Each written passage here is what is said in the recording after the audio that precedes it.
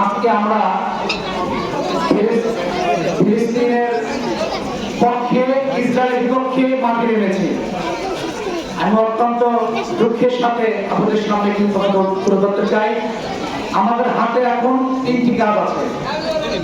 1 নম্বর কাজ হলো, যদি মুসলমানের সন্তান হয়ে থাকি, ইসরায়েলের পণ্য আমাদের ব্যবহার করা নিজস্বভাবে আমরা হারাম করে দেব। রাজি আছি?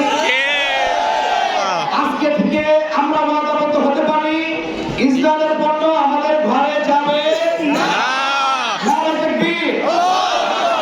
2 নম্বর, যতটুকু পারি আমরা অর্থনৈতিক ভাবে তাদেরকে সাহায্য করার চেষ্টা করবো।